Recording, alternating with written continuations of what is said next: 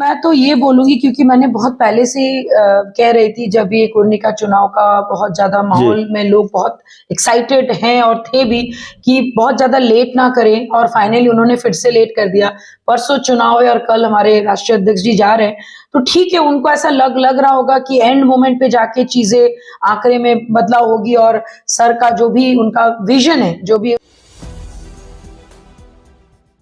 नमस्कार, आप देख रहे हैं 4 PM बिहार और मैं हूं अभिषेक मिश्रा। कुर्नी के लिहाज से कुर्नी विधानसभा उपचुनाव पर बात करेंगे और कल का दिन बेहद महत्वपूर्ण है। महत्वपूर्ण आज का भी दिन था, इसीलिए तो हम कह रहे हैं कुर्नी विधानसभा उपचुनाव के लिहाज से आज और कल का दिन बेहद महत्वपूर्ण है। बिहार के मुख्यमंत्री नीतीश कुमार आज प्रचार करने के लिए पहुंचे थे। कल चिराग पासवान, लोक जनशक्ति पार्टी रामविलास के राष्ट्रीय अध्यक्ष चिराग पासवान कुर्नी में प्रचार के लिए जा रहे हैं। चिराग पासवान के चाचा पशुपति कुमार पारस पहले ही कुर्नी में बीजेपी का प्रचार करते रहे हैं। चिराग के प्रचार करने में खास बात यह है कि बीजेपी को बड़ी उम्मीद है चिराग फैक्टर से, और इसीलिए शायद संजय जायसवाल ने इस बार बकायदा लेटर जारी करके समर्थन मांगा, मदद मांगी चिराग पासवान से। ये वही संजय जायसवाल हैं, बीजेपी के प्रदेश अध्यक्ष, जिन्होंने कुछ दिन पहले यह बयान दिया था कि उन्हें नए सहयोगियों की जरूरत नहीं है और बिहार में बीजेपी 35 लोकसभा सीटों पर चुनाव लड़ेगी। चिराग पासवान और उनकी पार्टी इस बयान से नाराज भी थी, जिस तरह के बयान सामने आए थे और जो खबरें सामने आ रही थी। तो अब खैर चिराग पासवान मान गए हैं और भारतीय जनता पार्टी के लिए प्रचार करने जा रहे हैं। हमारे साथ लोक जनशक्ति पार्टी रामविलास यानी चिराग पासवान की पार्टी की प्रवक्ता देवजानी मित्रा हैं। मैडम, आखिरकार नाराजगी दूर हुई और कल चिराग पासवान प्रचार करने जा रहे हैं। आज नीतीश कुमार प्रचार करने गए। सीधी लड़ाई तो आपकी नहीं है वहां किसी से, आपके उम्मीदवार नहीं है, लेकिन कई मायनों में यह कहा जा सकता है कि नीतीश वर्सेस चिराग भी ये मामला है। कौन किस पर कितना भारी पड़ेगा, लगता नहीं है कि चाचा भारी पड़े तो राजनीतिक नुकसान का खतरा है। नहीं, मुझे ऐसा नहीं लगता है। रीजन बहुत सिंपल है कि यहाँ पे ऑनरेबल सीएम को या डिप्टी सीएम को फाइनली मजबूरी में आना ही पड़ा। हम तो बोलेंगे ये डेस्परेशन है उनके तरफ से, कहीं ना कहीं डर है कि ऑलरेडी चिराग पासवान जी, हमारे राष्ट्रीय अध्यक्ष जी, आपके मोकामा और गोपालगंज में एनडीए में बीजेपी को सपोर्ट करने के लिए गए थे, तो उनको ये तो कम से कम पता चल गया कि जनाधार बोलिए या फिर जनता का जो सपोर्ट बोलिए वो संभव चिराग सर के साथ है, चिराग पासवान जी के साथ है।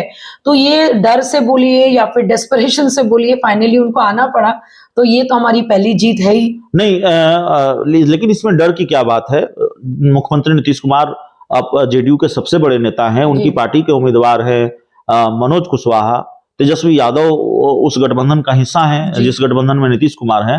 तो जाहिर है दोनों को प्रचार तो करना ही था, तो डर वाली बात तो कोई है नहीं। इसीलिए मैं बोल रही हूँ, क्योंकि मोकामा में तो वो गए नहीं, गोपालगंज में गए नहीं। मोकामा में कहा ना पेट में चोट लगी है, जख्म है। पेट में चोट लगी है कि पैर में चोट लगी, वो हम मुझे क्या पता या फिर जनता को क्या पता। हम लोग तो वही देखेंगे जो हम लोग हमेशा देखते आ रहे हैं।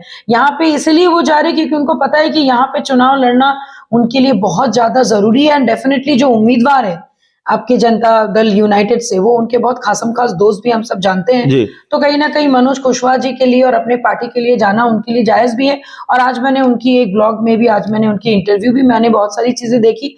ऐसा सच कुछ उन्होंने कहा नहीं, उन्होंने कहा कि ऑलरेडी हम लोग इतना काम कर ही रहे हैं, ये सारी चीज हो ही रहा है, विकास हो ही रहा है, तो वोट भी आप लोग दीजिए। तो ऐसा कोई एक नहीं होता है कि सीएम शिप टाइप का जो एक आपका जो वन लाइन मैसेज या फिर एक धमाकेदार, जिसमें कि जनता को लगे अरे बाप रे मुझे वोटिंग ही करनी चाहिए। तो ऐसा जनता बोली, ऐसा बिहार के जनता बोली, मुझे तो ऐसा कुछ नहीं लगा। बाकी वहां पे जातिवाद के आंकड़ों में अगर ऐसा कुछ ऊपर नीचे हुआ तो अलग बात है, लेकिन फाइनली जो एक बात जो लोगों के दिल में हमेशा हिट करती है ना अभिषेक जी, वो चिराग सर की बातें नहीं। लेकिन सवाल यह है कि कल पहली बार चिराग पासवान कुर्नी जाएंगे और आखिरी बार कुर्नी जाएंगे इस उपचुनाव में। ये चिराग पासवान को एक बार ही इस्तेमाल क्यों करती है और आखिरी बार क्यों इस्तेमाल करती है भारतीय जनता पार्टी? कोई ब्रह्मास्त्र समझ रखा है चिराग पासवान को? नहीं, मैं तो ये बोलूंगी, क्योंकि मैंने बहुत पहले से कह रही थी, जब ये कुर्नी का चुनाव का बहुत ज्यादा माहौल में लोग बहुत एक्साइटेड हैं और थे भी कि बहुत ज्यादा लेट ना करें, और फाइनली उन्होंने फिर से लेट कर दिया। परसों चुनाव है और कल हमारे राष्ट्रीय अध्यक्ष जी जा रहे हैं, तो ठीक है, उनको ऐसा लग रहा होगा कि एंड मोमेंट पे जाके चीजें आंकड़े में बदलाव होगी, और सर का जो भी उनका विजन है, जो भी आपके बिहारी फर्स्ट को लेके विजन है, और ये सारी चीजें जब वो जनता के सामने रखेंगे तो डेफिनेटली इम्पैक्ट तो पड़ना ही है। लेकिन यही अगर एक हफ्ता पहले या लगातार 4 दिन तक होता तो शायद उसका एक इम्पैक्ट बहुत बड़ा होता, बट डेफिनेटली कल का इम्पैक्ट से हमें बहुत सारी चीजें तो आप ये कह रही है कि जो लेटर संजय जायसवाल ने जारी किया, वो जो बयान दे रहे थे कि हमको 35 सीटों पर हम चुनाव लड़ेंगे, हमें नए सहयोगियों की जरूरत नहीं है, तो वो जो बयान दे रहे थे, वो बयान देने की बजाय उनको वो लेटर उसी समय जारी कर देना चाहिए था। मैं तो उसी दिन भी बोली थी कि बाप रे बाप, अभी 2024-25 बहुत दूर है, 1 साल 1 महीना बाकी है, अभी लेट्स फोकस ऑन कुर्नी। और वो तो कुर्नी पे बिना फोकस के वो सीधा लोकसभा पे चले गए, तो कहीं ना कहीं उनको भी ये समझना चाहिए। अब देखिए, उनके बिहाफ में तो मैं कुछ बोल नहीं सकती, लेकिन यस,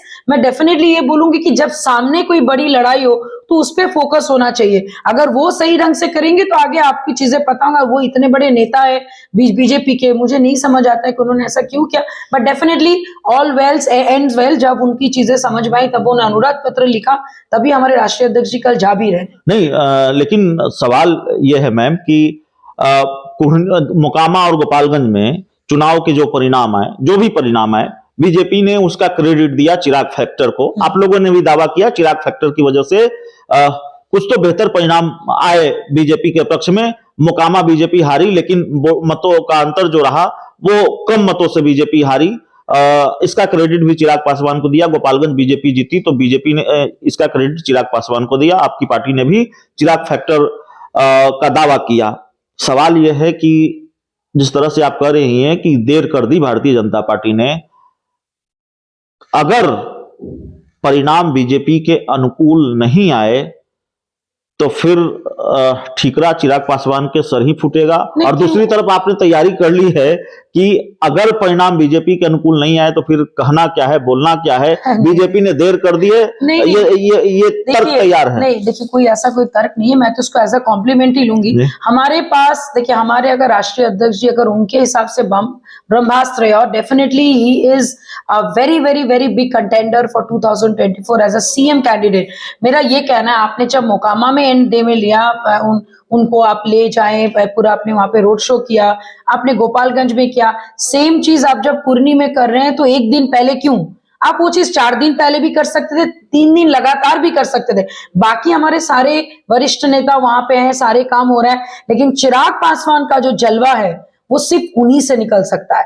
हम लोग तो हमेशा उनको सपोर्ट करेंगे, हमारे पार्टी के वरिष्ठ नेता भी रूट लेवल पे जाके वहां पे सारे लोग काम भी करे, सब कुछ अच्छा है, वी आर डूइंग, हम लोग अपना 100% वहां पे दे रहे हैं। लेकिन जिस सोच के साथ बीजेपी ने ये सोचा कि नहीं चिराग फैक्टर को वहां पे लाना है, तो 3 के जगह 1 2 3 होता या 30 1 2 3 होता, उसका मजा ही कुछ और होता। तो चलिए, 3 की जगह 30 होता है, उसका मजा ही कुछ और होता है।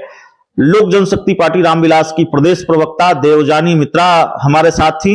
इस रिपोर्ट में इतना ही, और देवजानी जी से बातचीत इसलिए क्योंकि कल चिराग पासवान कुर्नी जा रहे हैं, वहां भारतीय जनता पार्टी के लिए प्रचार करने जा रहे हैं, और अपने आप में इसके बड़े मायने हैं, इसका बड़ा असर होना है। बीजेपी के पक्ष में अगर नतीजे आते हैं तब भी, और बीजेपी के पक्ष में अगर नतीजे नहीं आते हैं तब भी, चिराग पासवान की आगे की राजनीति भी इससे प्रभावित होनी है। बहुत बहुत धन्यवाद।